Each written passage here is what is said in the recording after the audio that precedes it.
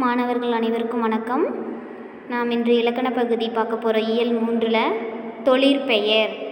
புரிஞ்சுதா? கவனிங்க.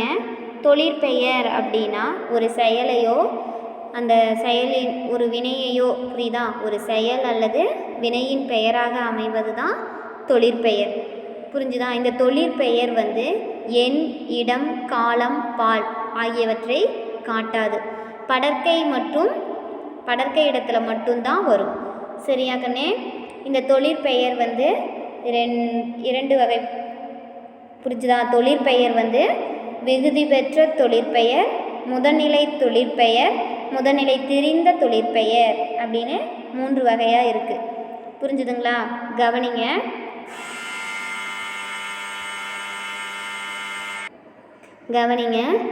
உழவர் செய்யும் தொழில் உழுதல், தையல்காரர் செய்யும் தொழில் தைத்தல். இத்தொடர்களில் உழுதல், தைத்தல் என்பன செயல்களின் பெயர்களாக அமைகின்றன. நம்ம வேலை செய்யக்கூடிய அந்த செயலினுடைய பெயர். புரியுதா? இவ்வாறு ஒரு செயலின் அல்லது வினையின் பெயராக அமைவது தான் தொழிற்பெயர். இந்த தொழிற்பெயர் எண், இடம், காலம், பால் ஆகியவற்றை காட்டாது. படர்க்கை இடத்துல மட்டும்தான் வரும். இப்போ தொழிற்பெயர் அப்படின்னா வாழ்தல், படித்தல், ஆடல், நடிப்பு, எழுதுதல், ஓடுதல், உண்ணுதல், பொறுத்தல், இதெல்லாமே தொழிற்பெயர். புரிஞ்சுதா? தொழிற்பெயரை புரிஞ்சுது? எல்லாமே என்னது? தொழிற்பெயர். அப்படி அந்த தொழிற்பெயரை விகுதி பெற்ற தொழிற்பெயர், முதல்நிலை திரிந்த தொழிற்பெயர், முதல்நிலை தொழிற்பெயர், முதல்நிலை திரிந்த தொழிற்பெயர் அப்படின்னு 3 வகையாக வகைப்படுத்துகிறாங்க. முதல்ல விகுதி பெற்ற தொழிற்பெயர். விகுதி பெற்ற தொழிற்பெயர் நடத்தல், உண்ணல், வாழ்வு, வாழ்க்கை ஆகிய பெயர்களை கவனியுங்கள். இவற்றில் நட, உண், வாழ் இது எல்லாமே வினை பகுதி.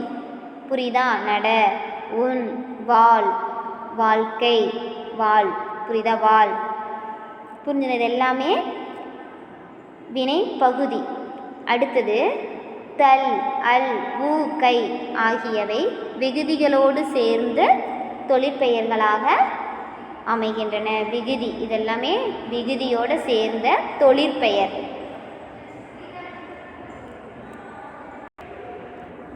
புரிஞ்சுதா கண்ணே? நட, உண், வாழ் இதெல்லாமே என்னது? வினைப்பகுதி. இந்த வினைப்பகுதியோடு சேர்ந்து தான் என்ன வருது? தொழிற்பெயர் வருது. புரிஞ்சா? அதுதான் விகுதி பெற்ற தொழிற்பெயர் அப்படிங்கிறாங்க. விகுதிகளோடு சேர்ந்து தொழிற்பெயர்களாக அமைகின்றன. இவ்வாறு வினைப்பகுதியுடன், இதுதான் வினைப்பகுதி, வினைப்பகுதியுடன் தொழிற்பெயர் விகுதி சேர்ந்து வருவது விகுதி பெற்ற தொழிற்பெயராகும். உண்ணுதல். உண்ணுதல் இது வினைப்பகுதி. இப்போ தள்ளுங்கிறது தொழிற்பெயர், அதான் விகுதி பெற்ற தொழிற்பெயர். இது வினைப்பகுதி. உண்ணுதல், உண் அப்படிங்கிறது அந்த செயலினுடைய பகுதியாக வருகிறது, அதான் வினைப்பகுதி. புரிஞ்சுதா கண்ணே? அதான் இங்கே சொல்கிறாங்க. நட, உண், வாழ் இதெல்லாமே வினைப்பகுதிகள். அவற்றோடு சேர்ந்து இந்த வினை தொழிற்பெயர்கள், அவற்றோடு சேர்ந்து விகுதிகளோடு சேர்ந்து இந்த தொழிற்பெயர்கள் அமைகின்றன. அப்போ இது விகுதி பெற்ற தொழிற்பெயர். இவ்வாறு வினைப்பகுதியுடன் தொழிற்பெயர் விகுதி சேர்ந்து வருவது விகுதி பெற்ற தொழிற்பெயர் ஆகும். புரிஞ்சுதா? அடுத்து இங்கே கொடுத்துருக்காங்க பாரு. தல், அல், அம், ஐ, கை, வை, கு, பு, உ, தி, சி, வி, மை போன்றவை தொழிற்பெயர் விகுதிகளாக வரும். இங்கே உதாரணத்துக்கு கொடுத்துருக்காங்க பாரு. இதை ஒரு முறை படித்து பார்த்துக்கோங்க. சரியா? அடுத்து முதல்நிலை தொழிற்பெயர். முதல்நிலை தொழிற்பெயர் வானில் இடி இடித்தது, சோறு கொதி வந்தது. இப்போ இடி, கொதி என்னும் சொற்கள். இப்போ வானில் இடி இடித்தது. இப்போ அங்கே இடித்தல் இல்லையா? இடி, இடித்தல். இப்போ இது இடி அப்படிங்கிறது வினை. தல் அப்படிங்கிறது தொழிற்பெயர். இடி அப்படிங்கிறது அங்கே செயல் இல்லையா? சரி கவனி. இடித்தல் கொதித்தல் என்னும் சொற்களின் பகுதிகளாகும். இடி இடித்தல், கொதி கொதித்தல் அந்த பகுதியின் சொற்களினுடைய பகுதி. இவ்வாறு ஏவல் ஒருமை வினையாக அமையும் வினைச்சொற்களின் பகுதியை முதல்நிலை என்பர். முதல்நிலை எவ்வகை மாற்றமும் பெறாமல் தொழிற்பெயராக அமைவது முதல்நிலை தொழிற்பெயராகும். புரியுதா? முதல்நிலை எவ்வகை மாற்றமும் பெறாமல் தொழிற்பெயராக அமைப்பு. இடி அந்த தொழிற்பெயராகவே அமைவது முதல்நிலை தொழிற்பெயர். புரிஞ்சுதா? இங்கே கொடுத்துருக்காங்க பாரு. செல்லமாக ஓர் அடி அடித்தான். அறிஞர் அண்ணா தம் பேச்சால் புகழ் பெற்றார். இவற்றில் அடிக்கோடிட்ட சொற்களின் விகுதி பெறாமல் தம் பொருளை உணர்த்துகின்றன. செல்லமாக ஓர் அடி அடித்தல் இல்லையா? அங்கே தல் அப்படிங்கிற தொழிற்பெயர் இல்லை. ஆனாலும் என்னதான் அர்த்தம்? அடிக்கிறாங்கன்னு தான் அர்த்தம். அதான் சொல்கிறாங்க விகுதியை பெறாமல் தம் பொருளை உணர்த்துவதனால இது முதல்நிலை தொழிற்பெயர். புரிஞ்சுதா? முதல்நிலை தொழிற்பெயர். அடுத்தது முதல்நிலை திரிந்த தொழிற்பெயர். அடுத்து முதல்நிலை திரிந்த தொழிற்பெயர். தமிழ் படிக்கும் பேறு பெற்றேன். உணவின் சூடு குறையவில்லை. இத்தொடர்களில் பேறு சூடு ஆகிய சொற்களை கவனியுங்கள். தமிழ் படிக்கக்கூடிய அந்த பெரு பெற்றேன், சூடு சுடு என்னும் பகுதிகளின் முதலெழுத்து நீண்டு பேறு சூடு என திரிந்து தொழிற்பெயர்களாக மாறியுள்ளன. இவ்வாறு முதல்நிலை திரிவதால் உருவாகும் தொழிற்பெயர் முதல்நிலை திரிந்த தொழிற்பெயர் எனப்படும். இப்போ பெரு அப்படிங்கிறது பேருன்னு நீண்டிருக்கு. சுடு அப்படிங்கிறது சூடு. புரிஞ்சுதா? சுடு சோறு, சுடு சூடு. புரியுதா? சுடு சூடு. புரிஞ்சுதா கண்ணே? அதுதான் சொல்கிறாங்க. அப்போ அந்த முதல்நிலை அந்த அந்த முதல் எழுத்தானது என்ன ஆகுது? நீண்டு வந்திருக்கிறதுனால இது என்னன்னு சொல்கிறாங்க? முதல்நிலை திரிந்த தொழிற்பெயர் அப்படிங்கிறாங்க. புரிஞ்சுதா? இங்கே உதாரணத்துக்கு கொடுத்துருக்காங்க பாரு. வீடு வீடு, மீன் மீன், கொள் கோள், உடன்படு உடன்பாடு. புரியுதா? இதெல்லாம் என்னது? முதல்நிலை திரிந்த தொழிற்பெயர். முதல் எழுத்து நீண்டு வந்திருக்கிறதுனால இது என்னன்னு சொல்கிறோம்? முதல்நிலை திரிந்த தொழிற்பெயர். அடுத்து பாரு. சரியான விடையை தேர்ந்தெடுத்து எழுதுக. பின் வருவனவற்றுள் விகுதி பெற்ற தொழிற்பெயர் எது? பின் வருவனவற்றுள் விகுதி பெற்ற தொழிற்பெயர். இப்போ படி அப்படிங்கிறது தொழிற்பெயரினுடைய பகுதி இல்லையா? அப்போ தல் அப்படிங்கிறது தொழிற்பெயர், படி அப்படிங்கிறது வினை விகுதி. புரியுதா? அப்போ விகுதி பெற்ற தொழிற்பெயர் எது? படித்தல். பின் வருவனவற்றுள் முதல்நிலை திரிந்த தொழிற்பெயர் எது? ஊரு. உரு அப்படிங்கிறது தான் என்னென்ன இருக்குது? ஊரு நீண்டு வந்திருக்கு இல்லையா? அப்போ இதுதான் என்னது? முதல்நிலை திரிந்த தொழிற்பெயர். இப்போ முதல்நிலை தொழிற்பெயர் அப்படின்னா அப்படியே வரும் இல்லையா? ஆமாவா இல்லையா? சரி, அடுத்தது பொறுத்துக. ஓட்டம் விகுதி பெற்ற தொழிற்பெயர். ஓடுதல் ஓட்டம். அடுத்து பிடி. பிடி அப்படிங்கிறது என்னது? முதல்நிலை தொழிற்பெயர். சூடு முதல்நிலை திரிந்த தொழிற்பெயர். அடுத்தது சிறுவினா. வளர்தல் பேசுதல். இவை எவ்வகை பெயர்கள்? விளக்கம் தருக. அப்போ வளர்தல் பேசுதல் இது என்னது? விகுதி பெற்ற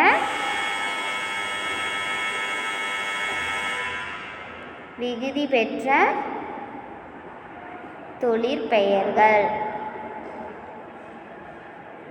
வளர்தல் பேசுதல் என்பன விகுதி பெற்ற தொழிற்பெயர்கள். இதற்கு விளக்கம் இங்கே சொல்கிறேன், நோட் பண்ணிக்கோங்க. அந்த ஒரு பாயிண்ட் எழுதிட்டு வளர்தல் பேசுதல் என்பன விகுதி பெற்ற தொழிற்பெயர்கள் அப்படின்ட்டு எழுதிட்டு அடுத்தது வளர், பேசு என்ற வினை பகுதிகள் தல் என்ற விகுதியோடு சேர்ந்து தொழிற்பெயர்களாக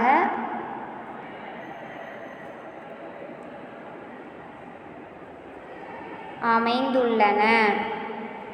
புரிஞ்சுதா கண்ணே? அடுத்து இவ்வாறு வினைப்பகுதியுடன் தொழிற்பெயர் விகுதி சேர்ந்து வருவதனால் வினைப்பகுதி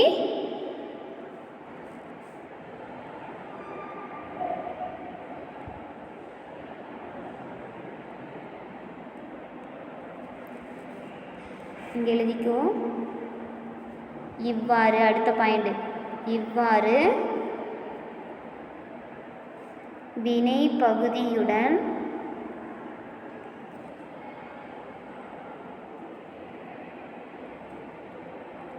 தொழிற்பெயர் விகுதி சேர்ந்து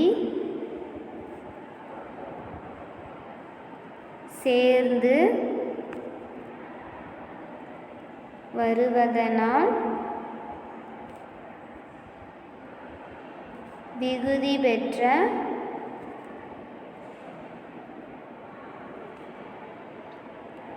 தொழிற்பெயர் ஆயிற்று. புரிஞ்சுதா? இவ்வாறு வினைப்பகுதியுடன் தொழிற்பெயர் விகுதி சேர்ந்து வருவதனால் விகுதி பெற்ற தொழிற்பெயர் ஆயிற்று. புரிஞ்சுதா கண்ணே? அடுத்தது இரண்டாவது வினா, முதல் நிலை தெரிந்த தொழிற்பெயர் என்றால் என்ன? சான்று தருக. இங்கே கொடுத்துருக்காங்க பாரு, முதல் நிலை தெரிந்த தொழிற்பெயர். ஃபஸ்ட்டு பாயிண்ட்டு இங்கே இருக்கு பாரு.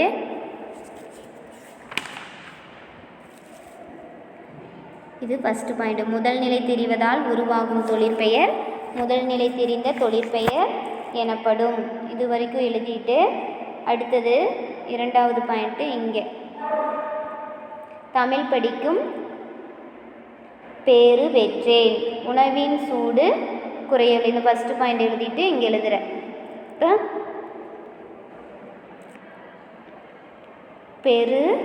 பேறு என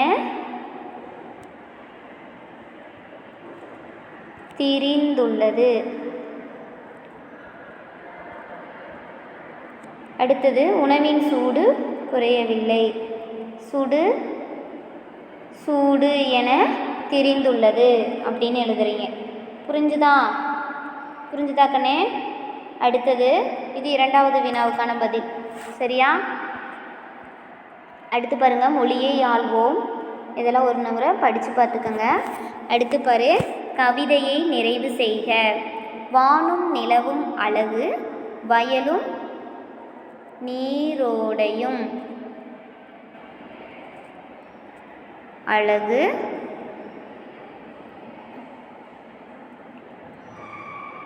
வண்ண மீனும் நீலக்கடலும் அழகு, வானவில்லும் விண்மீன்களும் அழகோ அழகு. புரிஞ்சுச்சா? அடுத்து படம் உணர்த்தும் கருத்தை 5 வரிகளில் எழுதுக. அந்த படம் என்ன பண்ணுது? இயற்கையெல்லாம் இருக்குது, மாணவர்கள்லாம் என்ன பண்ணுறாங்க? கூடியாடி விளையாடுறாங்க.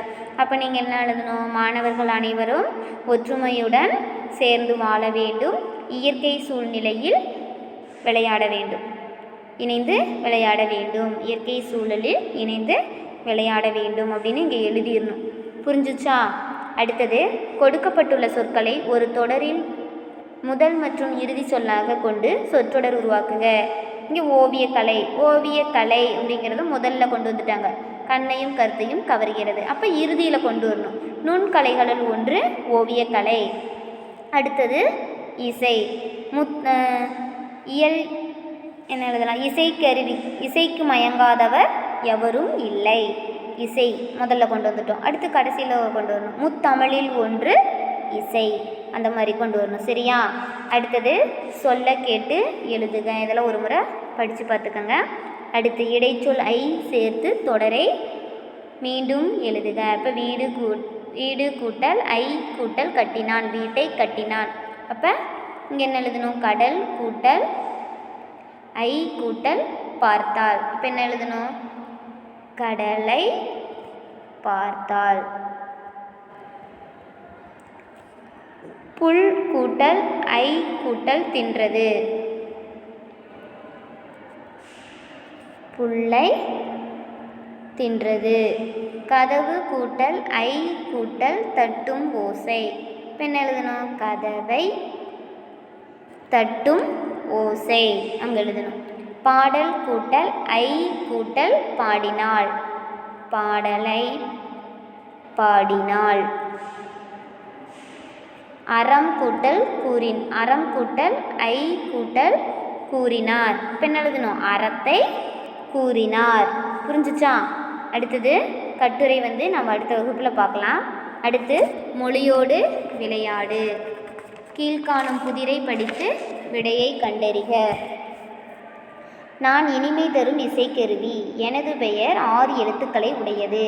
அதில் இறுதி 4 எழுத்துக்கள் விலை உயர்ந்த ஒரு உலோகத்தை குறிக்கும். முதல் 2 மற்றும் கடைசி 2 எழுத்துக்களை சேர்த்தால் விலங்கின் வேறு பெயர் கிடைக்கும். நான் யார்? மிருகம். புரிஞ்சுதா? நான் ஒரு காற்றுக்கருவி. நான் புல் வகையை சேர்ந்த தாவரத்திலிருந்து உருவாக்கப்படுகிறேன். மூங்கில், புல்லாங்குழல். புரிஞ்ச? எனது பெயர் 7 எழுத்துக்களை கொண்டது. முதல் 2 எழுத்துக்கள் ஒரு தாவர வகையை குறிக்கும். இறுதி 3 எழுத்துக்கள் எனது வடிவத்தை குறிக்கும். நான் யார்? பெண் எழுதணும். புல்லாங்குழல். சரியா? அடுத்தது பின்வரும் பத்தியை படித்து கேட்கப்பட்டுள்ள வினாக்களுக்கு விடையளிக்க. இது கேள்வி கொடுத்துருக்காங்க. இந்த கேள்விக்கு உண்டான பதில் மேலேயே இருக்குது. புக்கு இருக்கிறவங்க புத்தகத்திலேயே மார்க் பண்ணி குறித்து எனக்கு அனுப்புங்க. புக்கு இல்லாதவங்க கேள்வி எழுதி தான் பதில் எழுதணும். சரியா?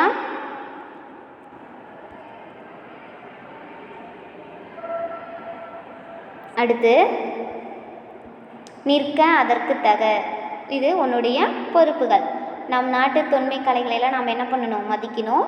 கலைகளில் ஒன்றை ஏனும் நாம் என்ன பண்ணணும்? கற்றுக்கணும். நிறைய கலைகள் இருக்குது இல்லையா? அதில் ஏதேனும் ஒரு கலையை நாம் கற்றுக்கணும்.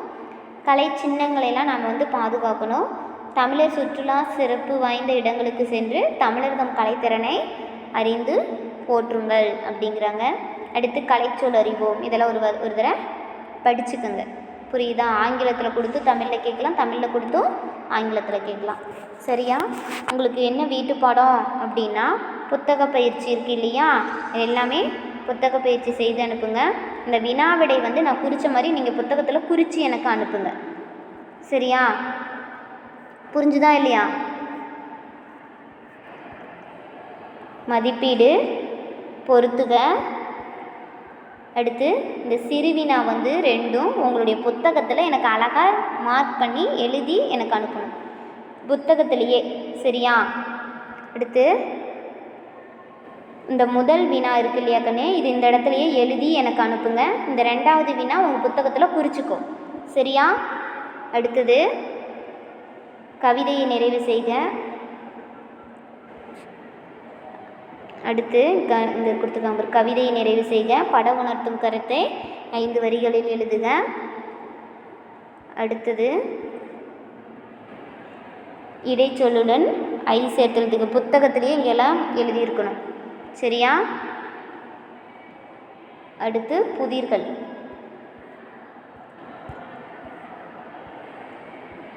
இந்த வினாவை புத்தகத்திலேயே மார்க் பண்ணி அனுப்பணும். சரியா? எல்லாரும் நல்லா அழகாக தெளிவாக எழுதி அனுப்பணும். நன்றி. மீண்டும் அடுத்த வகுப்பில் சந்திக்கலாம்.